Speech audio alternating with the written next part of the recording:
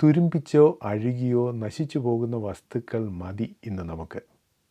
നശിക്കാത്ത വസ്തുക്കൾ നമുക്ക് വേണ്ട. അതെ, ഞാൻ പ്ലാസ്റ്റിക്കിനെ കുറിച്ചാണ് പറയുന്നത്. നശിച്ചു പോകുന്ന വസ്തുക്കളെ മനുഷ്യൻ ഇഷ്ടപ്പെട്ടിരുന്നില്ല.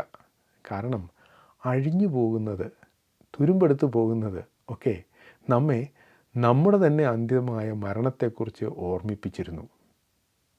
അത് നമ്മൾ ഇഷ്ടപ്പെട്ടിരുന്നില്ല. അതുകൊണ്ട് നശിക്കാത്ത സാധനങ്ങളെ നമ്മൾ ഇഷ്ടപ്പെട്ടു. എന്നാൽ മരണം എന്നൊന്നില്ലെങ്കിലോ? അതിനെക്കുറിച്ച് കുഞ്ചൻ നമ്പ്യാർ കാലനില്ലാത്ത കാലം എന്ന കവിതയിൽ വിവരിച്ചിട്ടുണ്ട്. അതൊരു ഭീകരമായ അവസ്ഥയാണ്. പ്രകൃതിയിൽ വസ്തുവകകൾ നശിക്കുന്നില്ലെങ്കിൽ അതൊരു പ്രശ്നമാണ്. എന്തിന്? നമ്മുടെ ശരീരത്തിൽ തന്നെ ചില കോശങ്ങൾ നശിച്ചില്ലെങ്കിൽ അത് വലിയ അപകടമാണ്. അതിനെയാണ് നമ്മൾ ക്യാൻസർ എന്ന് പറയുന്നത്.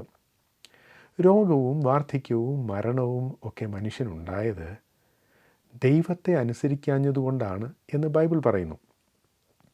ഇങ്ങനെ രോഗിയായി വാർദ്ധക്യമുള്ളവനായി നിത്യം ജീവിക്കുവാനുള്ള ഒരു സാഹചര്യം മനുഷ്യനുണ്ടായിരുന്നു.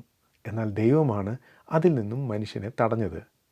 മനുഷ്യൻ കൈനീട്ടി ജീവവൃക്ഷത്തിൻ്റെ ഫലവും പറിച്ചു തിന്ന് എന്നേക്കും ജീവിക്കാതിരിക്കേണ്ടതിന് അവനെ തടഞ്ഞത് ദൈവമാണ്. അങ്ങനെ തടഞ്ഞില്ലായിരുന്നെങ്കിൽ ഇന്ന് ഈ ഭൂമിയിൽ കുഞ്ചൻ നമ്പ്യാർ പറഞ്ഞതുപോലെ കാലനില്ലാത്ത കാലമായിരുന്നേനെ.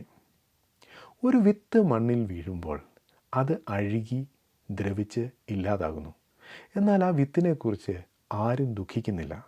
കാരണം ആ വിത്തിൽ നിന്നും ഒരു പുതിയ ജീവൻ ഉത്ഭവിക്കും. മരിച്ച് ശരീരം ദ്രവിച്ചു പോകുമ്പോൾ ഈ വിത്തിനെ പോലെയാണ് മനുഷ്യൻ്റെ ദ്രവിച്ച ശരീരത്തിൽ നിന്നും ഒരു പുതുജീവൻ ഉത്ഭവിക്കും.